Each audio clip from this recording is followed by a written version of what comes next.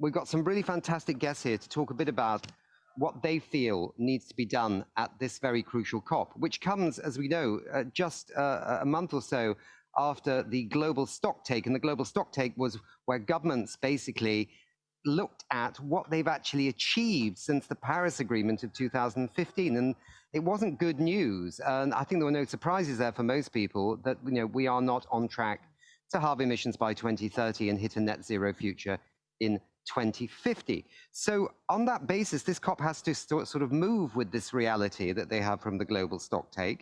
And let me introduce a first guest, a familiar guest, and a fantastic guest, and that's Sandrine Dixon de Clerve. She's co-president of the Club of Rome. I cannot read out her whole CV here because we'd be here to the end of the COP, but she divides her time between leading the Club of Rome, advising, lecturing, and facilitating difficult conversations on climate change. And she was recently recognized by Reuters as one of the 25 global female trailblazers, and by Green Biz as one of the 30 most influential women driving change in the low-carbon economy and promoting green business.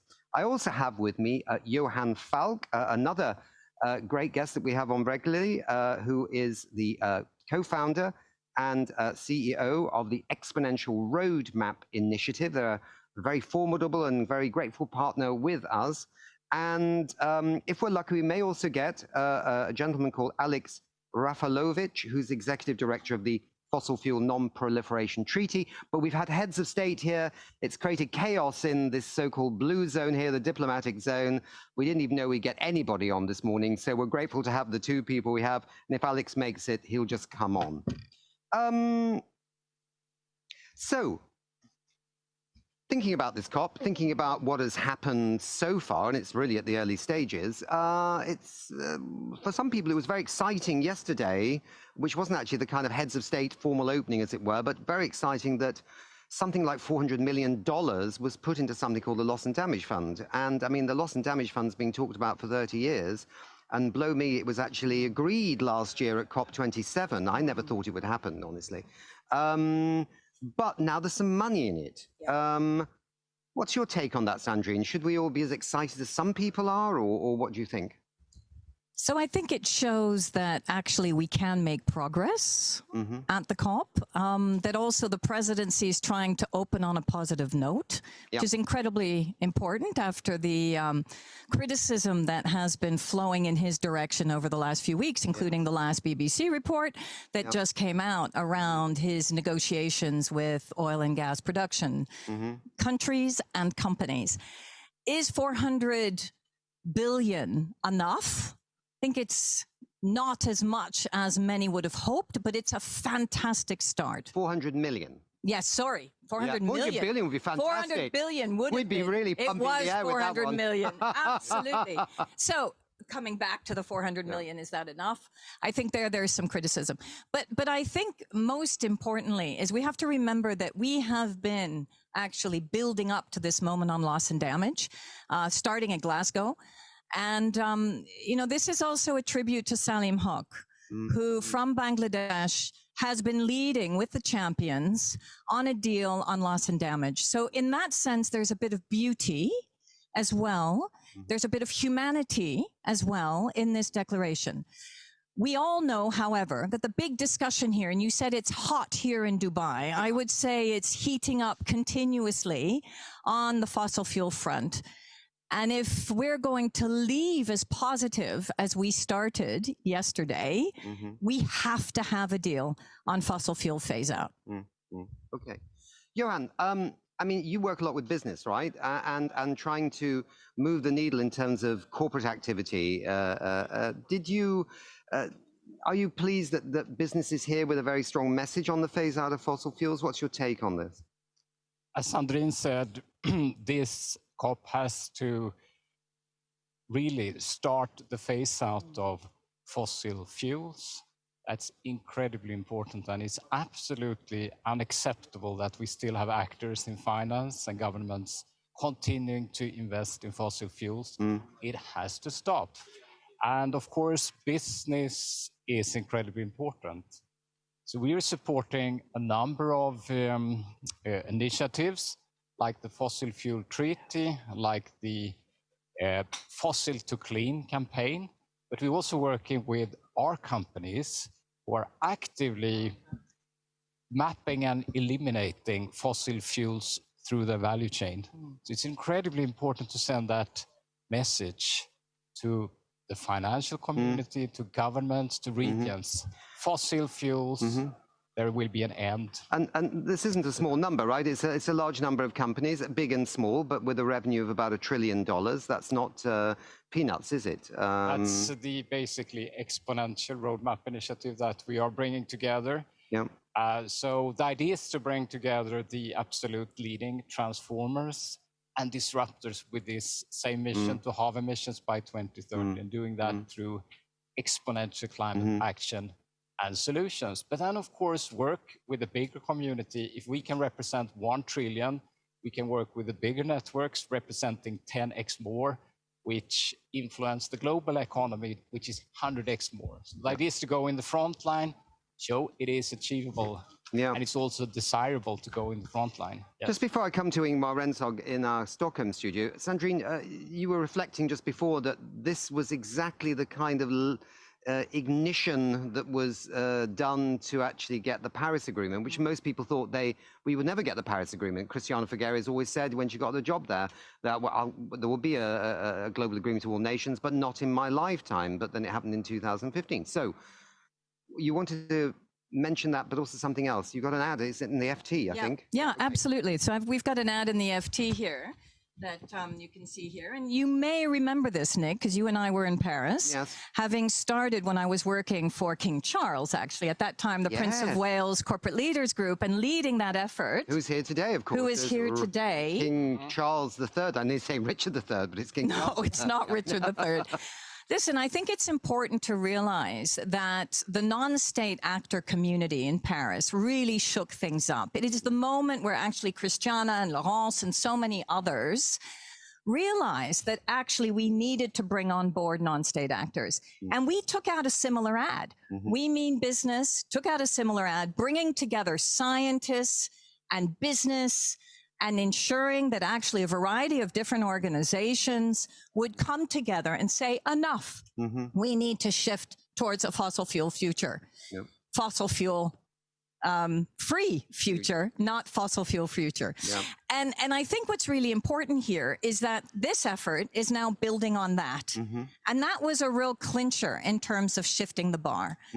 Now, there is also the treaty, the Non-Proliferation Treaty that is out there. I was speaking to the actual EU delegation yesterday that you may recall at the last COP and also at Glasgow were the ones that were pushing very hard for a phase-out deal and are continuing to push that. There will be the high ambition countries that will also continue to push on a phase-out deal. So as the heat goes up on the Sultan, I think we need to be really clear that we are all united and we cannot leave Dubai without a deal on a fossil fuel phase out. Yeah, got you. Ingmar, can I bring Ingmar here from the Stockholm studio? And Ingmar, you've just been listening to the chat. Do you have any thoughts and reflections on what they said? No, I mean, I totally agree. And we really need to have this conversation, and not just conversation. We need to have it in the agreement. We need to phase out fossil fuel, and we need to achieve that. And it's so amazing that it's so many that are supporting it. I mean, it's the businesses, and we're talking about global businesses with over $1.5 trillion in turnover. So it's big business supporting ending fossil fuel. And it's the same business today that are depending on fossil fuel. They want to end it. That's a very strong signal. But it's not just the industry. It's so many people supporting the Non-Fossil Fuel Treaty and other initiatives. We're talking about like 100 Nobel laureates. We're talking about 3,000 scientists, 600,000 individuals. We're talking about religious leaders that are representing 1.5 billion people. And what's amazing with this, and both are good, but also something we need to work on, is that when you talk to like people outside the climate bubble, they don't know about this. They don't know that the support for ending fossil fuel are so big in so many areas. So I think that is a very big, not something we need to achieve. We need to get this fact that it's so many people already supporting it to more, because when people realize that it's so many that support it, it will be a magnet, so it will grow. So I love that front page ad, and I want to see more of those. I think that's what we need now to actually get the global conversation around this, and that people see that we can do it. Good. Ingmar, stay with us. Sandrine, you wanted to come back on that. Yeah, I wanted to come back on two key points, just to, again, put perspective into what we're talking about here. So we have to remember that fossil fuel companies are making daily profits right now around 2.8 billion, okay? Now, that is so much more than that 400 million we were just talking about on damage and loss. That's the first.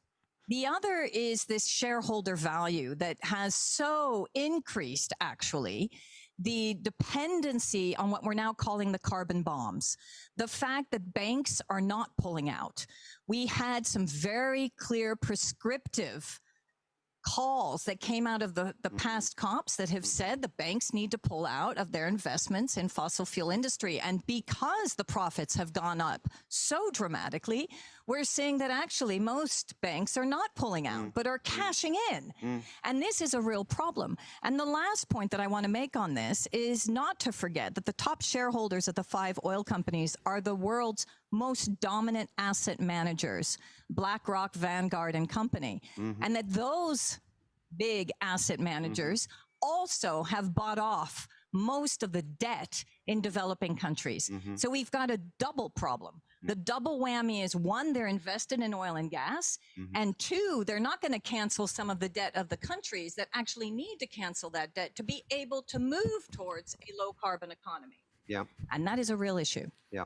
I'll come to you a second, Johan, but we've got our third guest with us, Alex Rafalovic, Executive Director of the Fossil Fuel Non-Proliferation Treaty. Lovely to see you, Alex, and I know that we're going to have a lot of dialogue on this treaty during the 2 weeks that we're here. Quick question, Alex. Now, it was something that came to me this morning. I was reading something in Carbon Tracker, which is building on what Sandrine just said, because they brought out a report, I think, today, that says these petro countries, states, yeah, that are, you know, very closely connected, obviously, with fossil fuels. Their economies are being built on fossil fuels. That by 2040, they could see the demand for their fossil fuels coming down so much that they could be seeing a halving of their revenues and putting them at risk of their development goals. Now, is this something that's, again, not being internalized in the stock market prices of oil companies and blah, blah, blah, blah, blah? So over to you, Alex. Absolutely. It looks like when we talk about the stock market, people are focused on the next quarter, right? And the next quarter's returns and can I make money right now? But if you're looking at the long-term projection of these markets, what we can see is that demand is going to peak in the next couple of years and then it is going to decline. So any new project, if someone tries to sell you on a new project today, we're going to explore and we're going to find gas, or we're going to find oil, or we're going to find coal. That exploration will take you between 7 and 9 years. That's the average on that project. For those 7 and 9 years, what's happening? That company is claiming subsidies. They're claiming tax write-offs. They're claiming special exports, exploration subsidies. They're claiming every cost against no income. And so they're a cost to the state. And then in 9 years' time, when in theory they might be able to bring their product to market, there actually isn't going to be a market there. And what we're going to be left with is what, the economists call a stranded asset, an asset that is no longer producing a return. But that's actually a physical thing. It's a real mine well spewing poison and toxins into the aquifer and into the local environment. So there's a real risk there, I think, of countries thinking that the short-term signal today that says oil extraction is worth this much, coal extraction is worth this much, is going to be aligned with the real economy in 5 or 10 years. And that, when you have a state that's built on receiving some of those oil rents, is a real real risk to stability. And that's part of the reason that people calling for a fossil fuel non-proliferation treaty see it as a part of a peace and stability plan. Because if we don't have an actual plan for managing the reduction in income from fossil fuels over the next 2 decades, we're going to see a huge amount of dysfunction and instability across many countries. And we are seeing it. There was a report out just recently saying that it looks like China will be actually starting, its emissions will be starting to decline in 2024, not least because in the last 18 months, solar, for example, her capacity has doubled, and China's one of the big players in this. So, I mean, you know, threading these little webs and things like that, so you see the bigger picture is what it's all about. Johan, just come back. I know you want to say something. Yeah, and we, from the business community, will actually accelerate the stranding. You know, what we developed, the Green and Cash Guide, you know, companies have billions and billions of companies in their bank. And we're actually supporting best practice on how to put pressure on your banks to ensure that your money in the banks isn't used in a bad way, basically to expand fossil fuels and deforestation. And it's been sort of a spot which hasn't been realized so far. But imagine if we get all the leading companies actually putting pressure on the banks, move out from the fossil industry. That's another force. Can I make your point, but after that, you also had just think about the devil in the detail, right? So the devil is in the detail. You could imagine they could say, let's phase out fossil fuels now, you know, we'll do it, but there's no deadline, there's no timetable. What about abated versus unabated? I don't know if the audience know what abated and unabated is, but it's capturing the stuff or not capturing the stuff. Anyway, whatever. So you make your point that you were just going to make, and then let's just explore that for a second.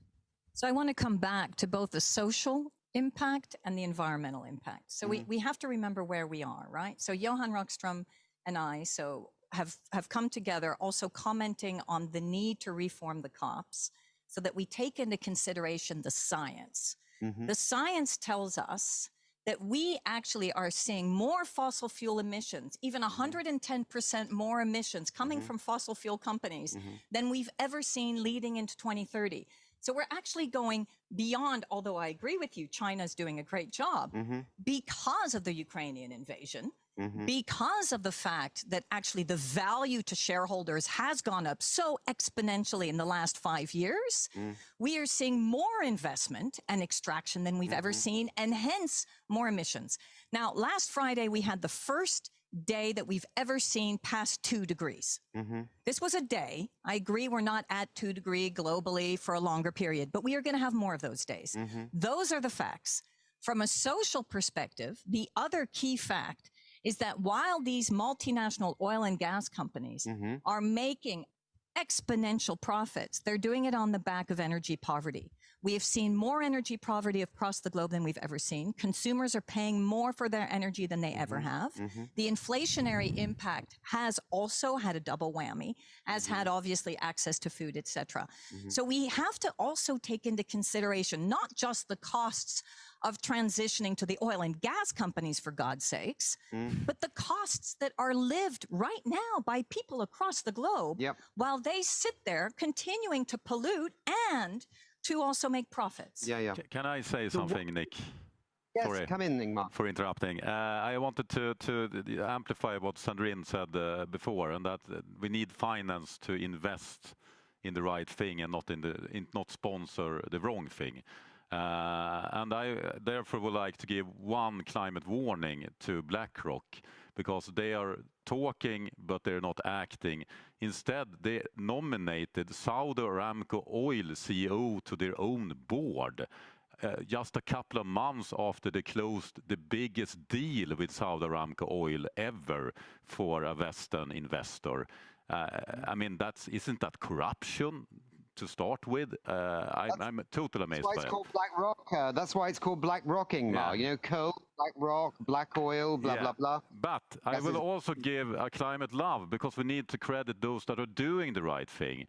And I'm very proud to be Swedish, because Handelsbanken is the only bank in the world that are actively supporting the non-fossil fuel treaty. That's awesome. Actually, a new bank. It's not just about how the bank are investing. Handelsbanken is not investing in fossil fuel. That's good, but they also need to be very outspoken, and Handelsbanken take a lot of political risk to be the first bank joining fossil fuel treaty. That's what Alex just commented on that. Yeah. There's also been a second bank has just joined 2 weeks ago, Triodos Bank from Holland as well, joining, and Handelsbank being the first was, of course, paved the way. But it's very exciting to see banks in the sector saying, we also want certainty. We are going to be better served by an agreement that gives a direction, gives clear indication that actually investing in fossil fuels is contrary to international law, and therefore, banks need to be getting out of that business. But this is why we need the governments to have a good outcome here on phasing out fossil fuels, because Paris, everyone thought, right, we know the direction. But since then, the direction's gone meandering a bit around here. And then some businesses, like some banks, go, I don't know, where's it all heading again? The certainty was a bit reduced after Paris. I mean, what does a good phase out of fossil fuel agreement look like at the end of this COP? What words do we need in this damn thing? I think, first of all, we need clarity. We need to have the words in the agreement that we don't for the moment. Yeah. We absolutely need to address abated versus unabated. I think that's incredibly important. Carbon capturing, I actually, believe it or not, for my ills, was a consultant for OPEC and also for Saudi Aramco. I did some of their first sustainability trainings 15 years ago.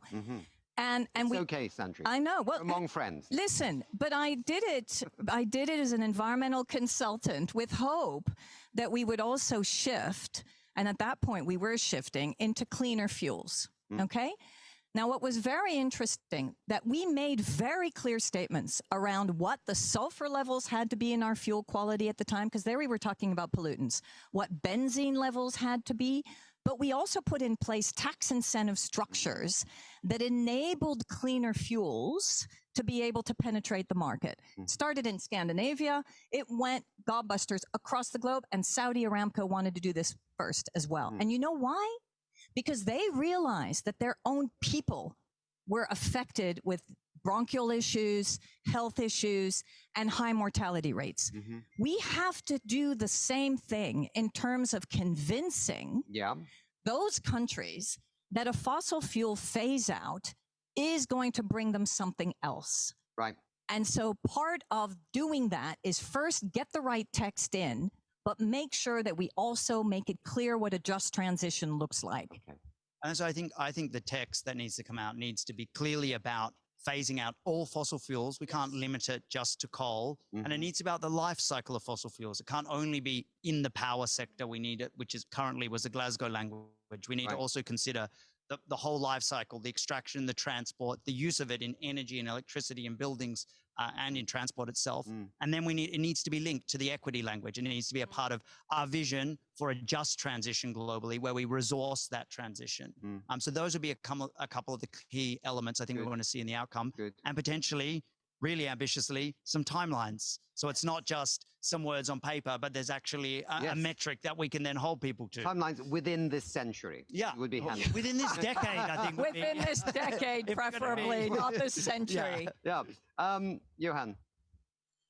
I think it's also really important now to get a critical mass of companies, thousands, hundreds of thousands of companies, not just setting net zero targets and halving targets, but actually focusing on complete phase out of fossil fuels through their value chains. And I think we just started that work. There are a number of leading companies doing that, but they need to be much more outspoken on the fossil fuels, and we need to get the volumes of companies doing that, because that will actually drive down the demand, but also accelerate demand on the climate solutions, which will shift out the fossil economy.